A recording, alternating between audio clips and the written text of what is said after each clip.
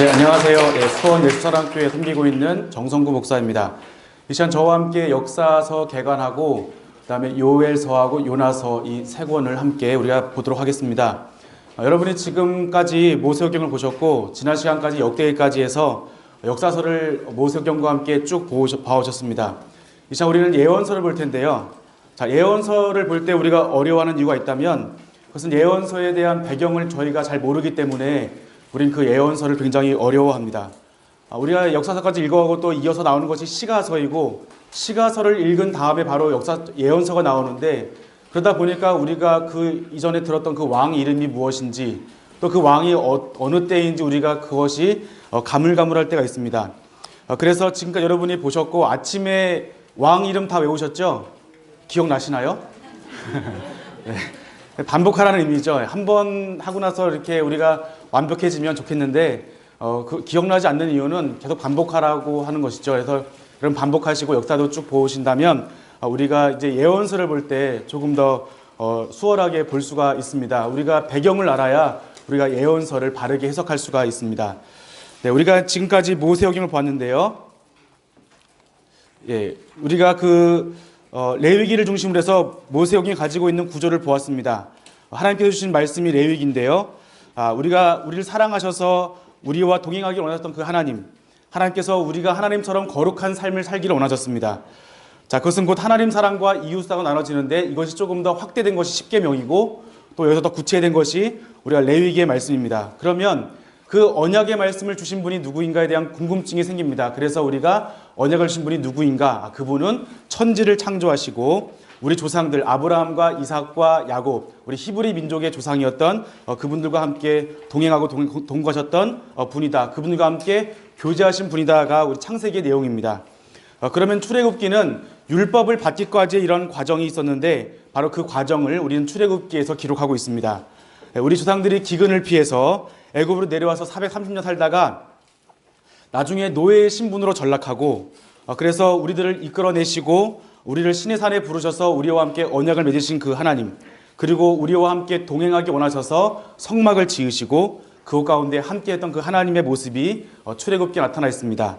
자, 민수기는 레위기의 말씀, 언약의 말씀을 가지고 약속의 땅에 가기 이전에 먼저 광야에서 40년 동안 훈련한 그 내용이 민수기입니다. 단순하게 백성을 센다라는 그런 의미의 민수기이기도 하지만 더 나아가서 하나님 주신 이 언약의 말씀을 가지고 광야에서 어떻게 살았는가에 대한 그 말씀이 우리가 민수기라고 할 수 있습니다. 자, 신명기는 출애굽 2세대가 모압 평지에서 이제 가나안 땅에 들어가기에 앞서서 하나님께서 거듭할 신 계명명해서 말씀을 거듭 말씀하시는 그 내용이 신명기의 말씀입니다. 자, 이 5권을 우리는 모세오경이라고 하고 또 이것을 토라라고 말합니다. 자, 그러면 하나님께서 주신 이 언약의 말씀을 지금까지는 광야에서 훈련했다면 이제 실전이 필요하겠죠. 그 실전이 어디냐? 바로 여호수아서를 통해서 주신 그 말씀입니다. 1장부터 12장까지는 무엇이죠? 가나안 정복이고 13장부터 24장까지는 가나안 분배에 대한 이야기입니다. 자, 그리고 사사기는 여호수아를 통해서 정복한 그 땅에 들어가서 거기서 어떻게 살았는가의 그 내용이 바로 사사기입니다. 하나님께서는 가나안 족속을 다 내쫓고 다 진멸하고 하나님과 함께 하시길 원하셨지만 이스라엘 백성들은 다 쫓아내지 않고 그들의 편리함 속에서 그들은 유익을 얻었던 그 모습을 볼 수 있습니다. 그래서 그들은 하나님을 기억하지 않고 하나님 말씀을 기억하지 않고 하나님을 순종하지 않는 우리가 사사기 보였지만 다른 세대가 되어버렸습니다. 자, 그들은 하나님께서 왕이심에도 불구하고 인간왕을 구합니다. 그래서 사사기 안에서는 계속되는 순환되는 죄악의 패턴이 있습니다. 결국에는 이들은 이 죄악의 패턴 가운데 돌이키지 않습니다.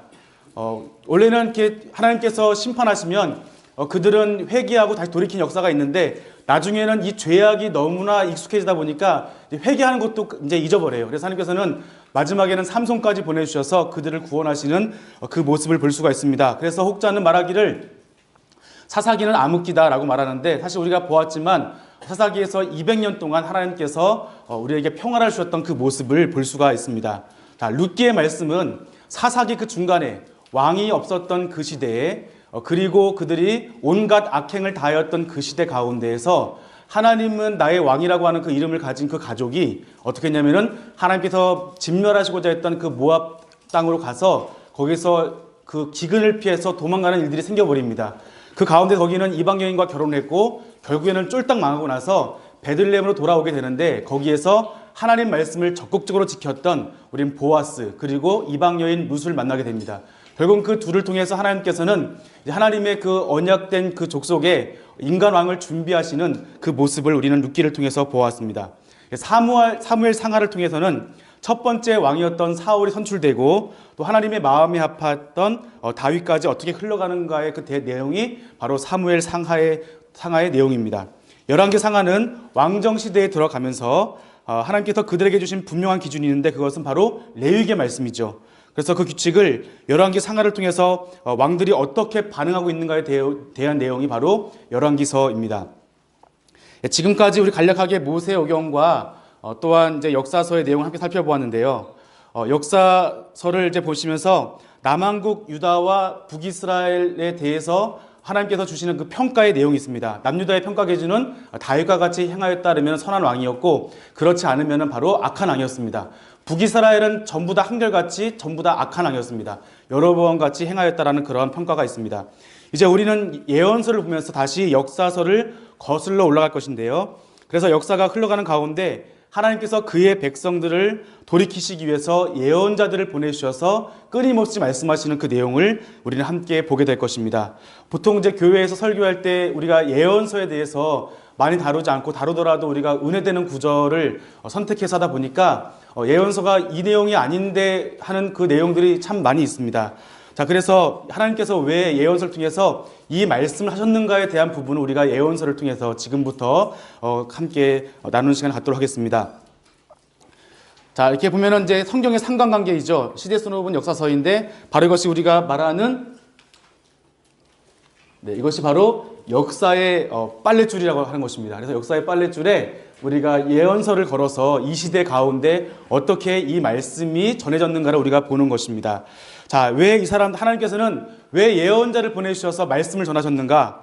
바로 이 사람들의 죄악 때문에 그렇죠. 경고와 심판이 있었습니다. 하나님께서 백성으로 하여금 하나님의 백성이 하나님의 말씀에 순종하지 아니하였을 때 특별히 북이스라엘 가운데 옴므리 왕조를 통해서 바알 신앙으로 인해서 북이스라엘과 남유다는 극도로 타락을 하였습니다. 자, 그래서 하나님께서 바알이 하나님이 아니라 여호와께서 하나님이심을 증거하시기 위해서 선지자를 통해서 이렇게 말씀해 주셨습니다. 그들을 돌이키시기 위해서 경고와 심판하셨고 또 이제 그 가운데 사실 이제 왜 경고하고 왜 심판하고 보면은 우리가 축구 경기를 보면은 심판이 그냥 호루라기 삑 불고 당신 레드카드입니다, 옐로카드입니다 할 수 있는 것은 아니잖아요. 왜냐하면 그 선수가 심한 반칙을 했거나 생명의 위협가는 반칙을 하였을 때 퇴장 카드를 내밀거나 아니면 상대방 선수가 심각한 부상 가운데 처해 있을 때 옐로 카드를 하던가 이제 그런 경우가 있는 것이죠. 바로 그런 가운데 무슨 어떤 구체적인 사건이 있었기 때문에 하나님께서는 예언자를 통해서 그렇게 말씀하시고 전하신 모습을 우리는 볼 수가 있습니다. 자, 그것은 무엇이냐면 하나님께서는 이스라엘 백성들이 우상을 숭배하고 하나님이 원하시는 말씀에 순종하지 않고 하나님의 그 공의와 정의를 저버리는 그러한 모습 가운데 하나님께서는 그들에게 심판을 경고하시고 이렇게 돌아오라고 계속 요청하시는 것입니다. 그래서 예언서는 이 구체적인 사건들 속에서 이러한 말씀하신 것을 우리가 잘 이해한다고 한다면 예언서를 우리가 바르게 이해할 수 있습니다. 그러면 우리가 예언사가 그냥 막연하게 어려운 책이거나 힘든 책이 아니라 우리가 조금 더 쉽게 다가갈 수 있을 것입니다. 자, 이걸 보면은 왕들과 선지자의 모습인데 이것을 우리가 이제 뭐 자석 모양 같죠? 그리고 말발굽 같기도 한데 이걸 통해서 우리는 여기는 이제 자석처럼 이제 여기는 뭐 N극, S극 해 있죠. 자, 그래서 여기는 이제 북이스라엘이고 여기는 남유다의 모습으로 나타나 있습니다. 우리 북이스라엘은 특별히 이제 선지자가 비문서 선지자하고 문서 선지자가 나눠지게 되는데 비문서 선지자는 엘리사가 있고 그 다음에 문서 선지자는 요나, 호세아, 아모스 이 세 명의 이 선지자가 이 가운데 있는 것을 우리가 보게 됩니다. 자, 여기 보면은 우리가 다시 보겠습니다. 우리가 만약에 요엘서를 본다고 한다면 요엘서는 우리가 열왕기 하에 11장과 12장 사이에 있는 그 내용을 통해서 우리가 그 배경 가운데 이 배경이 성경에 있는 배경도 있지만 우리가 볼 것은 이 당시에 그 고대 근동에 있었던 레반트 지역에 있었던 그 수많은 국가들과의 있었던 그러한 역학관계에 있어서 우리가 이 말씀을 본다고 한다면 이 말씀이 이러한 말씀이구나 하는 것을 우리가 예를 들어서 잘 알 수 있을 것입니다. 보신 것처럼 여기 수많은 이제 그 선지자들의 모습이 있는데요. 요나는 이제 북이스라엘 출신이면서 어디로 말씀드렸냐면 아수르라고 하는 곳으로 말씀을 전했습니다. 아모스는 남유다 출신이면서 북이스라엘 와서 선포를 하였고, 호세아는 북이스라엘 출신으로서 북이스라엘 선포하였는데, 특별히 이제 이스라엘 마지막 왕이었던 호세아 왕의 있는 모습까지 이제 호세아는 사역을 하였습니다. 자, 남유다 선지자를 보면은 남유다 선지자는 이제 9명입니다. 9명. 9명인데 여기 요나, 미가, 이사야, 나훔, 스바냐, 하박국, 예레미야, 에가, 오바댜 이렇게 있습니다. 자, 우리 먼저 보시면은 선지서가 북왕국에 쓴 편지는 전부 3권 있어요. 3권 다 아시겠죠? 뭐죠? 요나, 아모스, 호세아. 그럼 남유다는 몇 권 있다 그랬죠? 9권. 이거를 지금부터 아주 짧은 시간에 외우는 시간을 갖도록 하겠습니다. 우리 한마을 성경학교에서 이제 하씨 성을 가진 목사님이 계셔요. 자, 그분이 계신데 그분의 딸이 성이 뭐죠? 하시겠죠. 그러면은 결혼 아직 안 했어요. 그러면은 미스 하겠죠. 자, 미스한테 당신 누구입니까? 물어보니까 나 미스 하이에요 이렇게 한 거예요. 나 미스 하이에요. 따라하겠습니다. 나 미스 하이에요. 네, 다 외우셨어요. 여기 나훔 있죠. 미스 하이에요. 그래서 이제 9권. 그러면은 나 미스 하이에요 하면 9권 다 외우신 거예요. 그러면 우리가 이제 이 북왕국 선지자하고 남왕국 선지자 이렇게 12명을 지금 여러분이 다 외우셨습니다. 그리고 이어서 보면은 우리가 이제 포로기에는 이제 포로기 이전이고요. 포로기에는 에스겔, 다니엘이 있고, 포로기 이후에는 학개, 스가랴, 말라기 이렇게 이제 우리가 5권을 추가하면은 총 17권의 예언서를 우리가 쉽게 여러분이 다 외우셨습니다. 다 이해하셨죠? 예. 여기 몇 개죠? 북이스라엘은 3권. 뭐죠? 요나, 아모스, 호세아. 여기는요? 나 미스 하이에요 이렇게 하시면 돼요.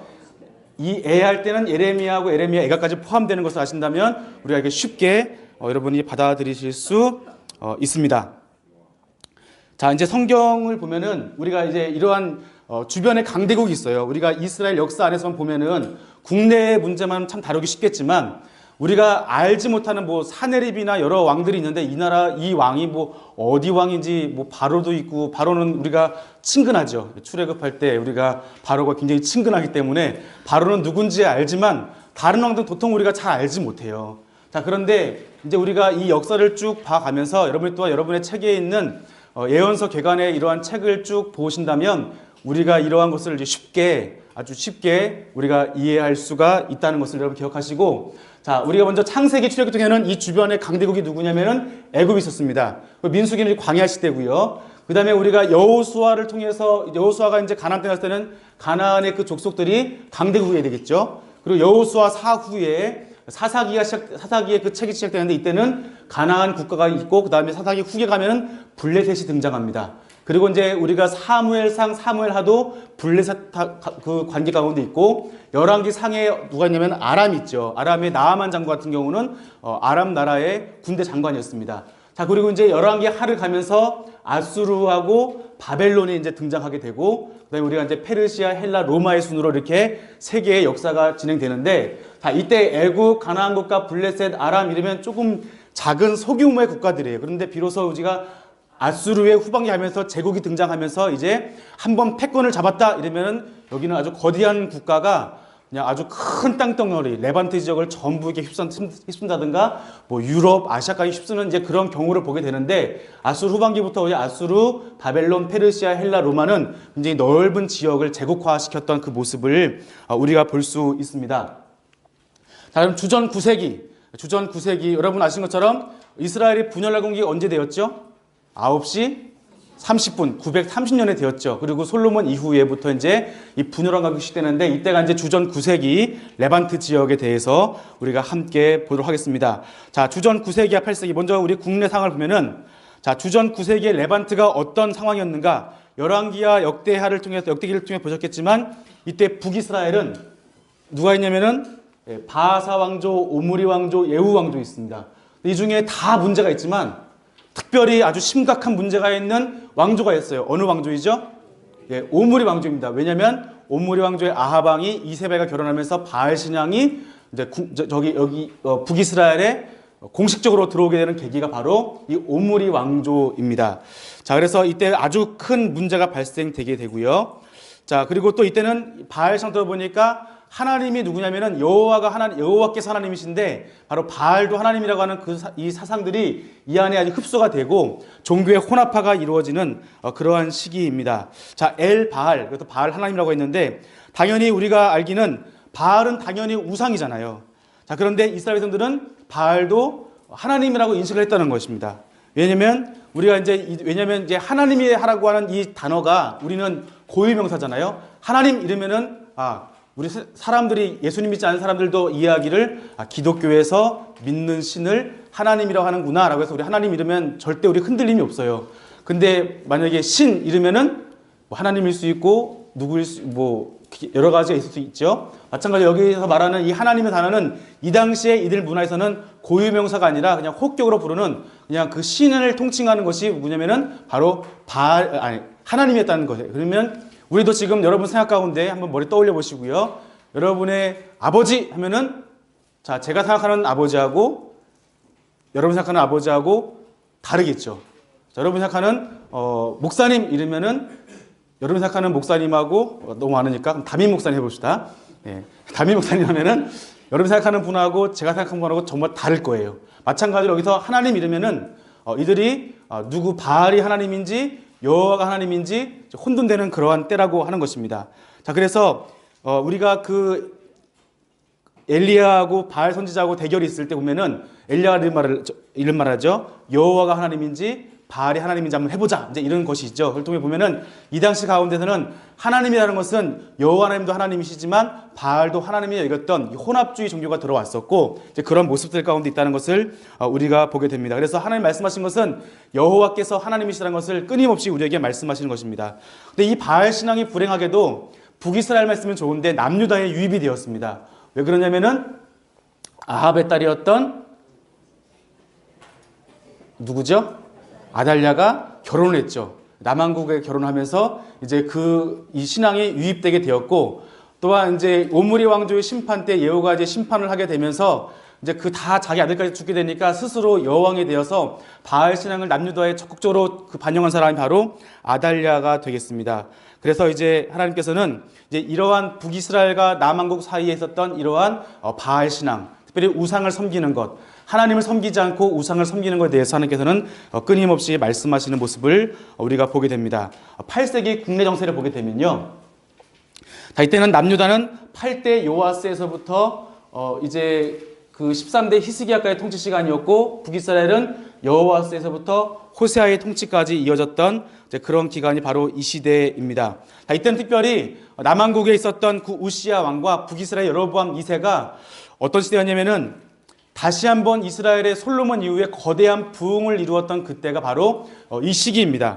여러분 나라가 부흥하고 발전하면 그 이유가 있어요. 어떤 이유냐면은 그 이유는 하나님 말씀에 순종해서 잘 되는 것이 아마 맞을 거예요. 그런데 또 다른 한 가지가 있다면 옆에 있는 주변 나라들이 망하면 상대적으로 잘 되는 경우가 있지 않습니까? 바로 이 시기에는 이스라엘과 남유다가 잘해서 나라가 부흥하고 발전한 것이 아니라 그 상대 국가들이 약해지면서 이 나라가 잘 살았던 그러한 모습이 이 가운데 있습니다. 그래서 이때가는 남유다의 그 우시아와 북이스라엘 여로보암 2세는 빼앗겼던 영토를 회복하게 되어지고 국력을 회복하게 되는 그 모습을 우리가 보게 됩니다. 지금까지 남유다와 북이스라엘 늘 괴롭혔던 나라가 있어요. 아까 보셨지만 늘 괴롭혔던 나라가 아람이라고 하는 나라였어요. 그러니까 맨날 싸워요.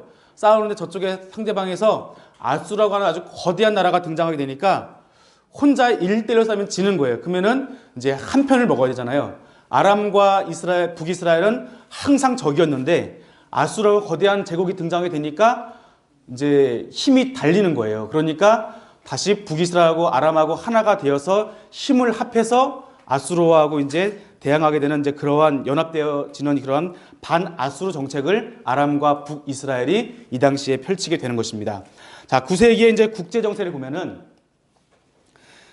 자, 이때는 그 모든 전쟁은 북쪽에서 위협으로부터 오게 되는 거예요. 레반트 지역에 있었던 모든 전쟁은 북쪽, 북이스라엘의 북쪽이 어디냐면은 아람이라고 하는 나라가 북이스라엘 북쪽에 있으니까 위협이 되고, 또 이 나라가 아니니까 또 아수라 나라가 또 위협이 되는 이제 그러한 상황을 보게 되는데, 9세기 초기에는 오므리 왕조 통치기 아니었습니다.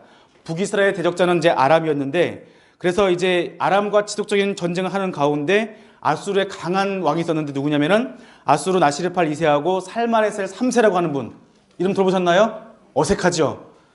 굉장히 어색한 사람들의 이름인데, 어쨌든 아수르 제국의 가장 강한 왕이 바로 누구냐면 아수르 나시르팔 2세하고 살마네셀 3세라고 하는 그런 왕이었는데, 이 사람들이 이제 거대한 힘을 가지고서 레반트 지역을 위협하기 시작하는 겁니다.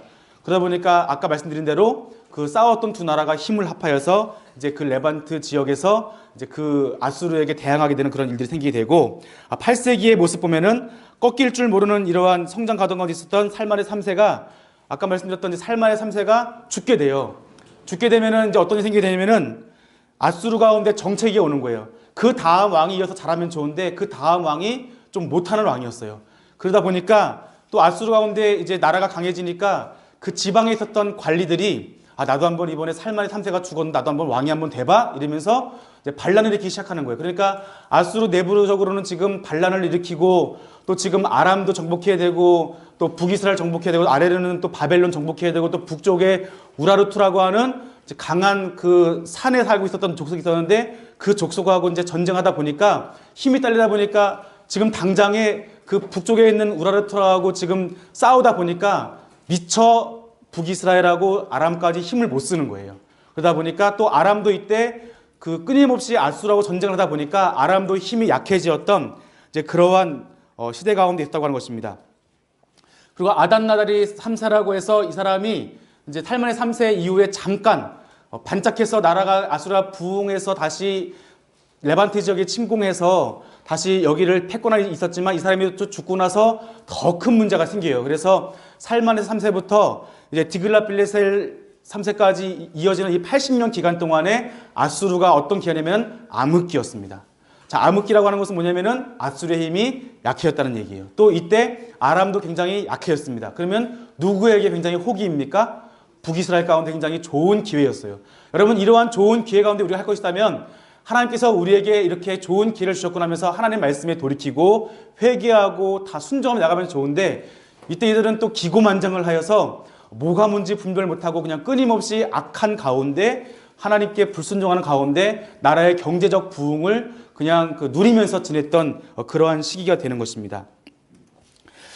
자, 그래서 이제 이 시기 가운데 북이스라엘의 여로보암 2세, 남유다의 우시아 활동하는 시기가 되었고, 이 공백기를 통해서 빼앗긴 나라를 회복하게 되는 그런 일이 생기게 되었습니다. 자, 영토를 찾는다는 것은 뭐냐면, 영토를 우리가 확보한다는 건 뭐냐면, 영토 가운데 뭐가 있냐면은 무역로가 지나가요.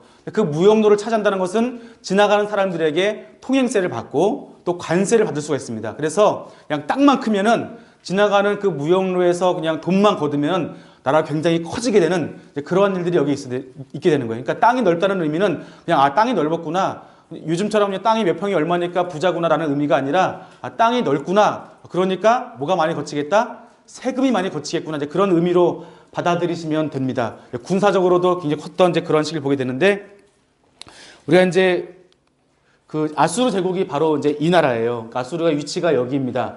아람이 여기라고 한다면 우리가 여기 익숙한, 잘 안 보이시지만 여기 뭐가 있냐면은 갈릴리 바다가 있고 여기 사해 바다가 있어요. 북이스라엘은 이만큼이고 남유다는 이제 이만큼 되겠죠. 아람이 여기 있고 아수르가 여기 있습니다. 그리고 여기는 아나톨리아 고원이죠. 지금의 터키 지역이고, 아나톨리아 고원이 있고, 여기 이제 산맥이 이렇게 산맥이 흐르는데, 이 산맥에 있었던 그 족속이 우라르투라고 하는 그러한 족속이었습니다. 그러니까 아수르는, 자, 서쪽으로는 누가 있습니까?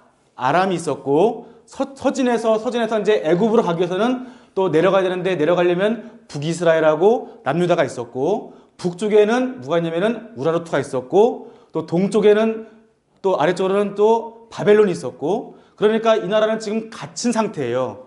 이 나라가 발전하기 위해서는 어떻게 되냐면은 여기 바다를 차지해야 되고 여기도 페르시아만 차지해야 인도에 오는 이러한 실크로드의 무역로를 차지할 수 있었고, 여긴 지중해가 있죠. 여긴 또 소아시아로 가는 이 우라르투가 차지하고 있는 여러 길목에 뭐가 있냐면은 소아시아로 가는 이런 무역로가 있었던 거예요. 그러니까 이 아수르라고 나라가 성장하기 위해서는 바로 이 지역을 전부 다 점령을 해야만 이 나라가 번영할 수 있었던 거예요. 자, 이러한 이유 때문에 이 나라가 지금 그냥 뭐 어떻게 할 수 없는 거예요. 그냥 가만히 있으면은 점점 좁혀오는 것이죠. 그러니까 살기 위해서는 동궁도 쳐야 되고 서도 치고 서쳤다가 또 아래 또 쳐야 되고 북쪽도 치고 다 쳐야 이 나라가 지금 다 차지해야 굉장히 커지게 되는 강한 나라가 될 수 있었던 것. 그러나 가만히 있다면 다른 나라 점점 좁혀오는 그런 가운데서 이 나라는 살 수 있는 방법은 전쟁밖에 없었던 것이죠. 자, 그러면 이 아수르라는 나라가 전쟁을 통해서 얻게 되는 건 뭐냐면은 영토 확장입니다. 여러분, 땅이 많으면 아까 뭐가 많다 그랬죠? 세금 많죠. 그래서 영토 확장이 있었고, 둘째로 이제 무역로를 확보해서 되었고, 세 번째 이 북쪽 지역에 특별히 뭐가 있냐면은 북쪽 지역에 이제 산이니까 뭐가 많냐면은 나무가 많고 또 이제 그 금속도 많았고 여러 가지 많았어요. 재료가. 그러니까 이걸 통해서 또 무기도 만들고 이런 삶의 여러 가지 있었죠. 그렇지만 또 이제 이 아래를 보면은 아수르가 아래로 갈 수 없는 이유는 여기가 무슨 지역이냐면 여기가 사막 지역이에요. 그러니까 아수르는 지금 전부 다 싸움할 수밖에 없었던 그런 위치입니다. 그리고 네 번째로는 아수르의 그 민족의 신이 누구냐면은 이 사람들은 이제 월신을 섬겼는데 이 당시에 자기의 신을 최고의 신을 섬겼어요. 그러니까 전쟁에서 아수르하고 북이스라엘 싸워서 아수르가 이겼어요. 그러면은 아수르의 신하고 하나님하고 누가 강하냐면은 아수르의 신이 강한 거예요. 그러면 또 전쟁에서 만약에 이스라엘이 이겼으면 누가 강한 것입니까? 하나님이 강한 것이죠. 그러면 이 전쟁에서 싸워서 이겨야만 누가 강한 거냐면은 자신의 민족의 신이 가장 최고의 신이 되는 거니까 아수르는 이런 여러 가지 그 주변 상황과 역학관계 속에서 전쟁을 할 수밖에 없었던, 그래서 끊임없이 이렇게 전쟁하였던 그 모습이 바로 아수르의 모습입니다. 자, 이러한 강함을 꿈꾸는 아수르 가운데 또 이때는 또 그 후대를 보면은 아수르, 바벨론, 메데바사, 헬라, 로마로 가는 이런 가운데 제국이 시작되어지는 그러한 출발점이기 때문에 바로 이때부터 굉장히 영토 확장에 대한 그 민족들의 요구가 굉장히 컸다는 것이죠. 자, 이러한 가운데 아수르는 있었고 또 북이스라엘과 남유다와 또 이런 나라는 이 가운데 있었다는 것을 우리가 보게 됩니다. 또한 이 바벨론을 차지해야 되는 이유는 여기에 페르시아만 있고 여기가 이제 유프라테스 강과 티그리스 강 사이에 있는 여기에 곡창지대가 있었어요. 그러니까 식량도 해결하고 또 여기는 다 무역도 다 해결하니까 아수르의 위치가 바로 그러한 위치였다고 하는 것입니다. 자, 그런데 이제 이러한 북이스라엘과 아람 항상 적대 관계였지만 이제 아수르가 커져버리니까 이제 동맹이 있어지게 되죠. 자, 그래서 이제는 동맹하면서 이제 아수르와 싸우려고 하지만 북이스라엘과 아람이 힘을 합해서 아수르와 싸우는데 누가 이기면 아수르가 이겨요. 그래서 6나라와 동맹을 이뤄서 연합군이 함께 싸우는데 다 패배하게 되죠. 그래서 마지막에 6번째 전투였던 카르카르 전투에서 연합군이 패배하게 되면서 이제 이때가 이제 살만에서 3세에 있었던 일인데 이러면서 이제 아람 나라가 멸망하게 되고 북이스라엘에 있었던 예후가 조공을 바치게 되는 그런 경우가 생기게 되었습니다. 자, 이때 이제 그 아수르 나라가 갈멜산까지 이제 거하게 되고요. 자, 이 시대를 넘으면서 이제 요나가 되어지고 살만의 3세가 아까 말했던 아주 강한 왕이었던 살만의 3세가 죽게 되면서 급속하게 지금 아수르가 고꾸라지는 가운데에 자, 이제 암흑기가 오는 가운데에 이제 요나서에 있었던 그런 배경이 되는 것입니다.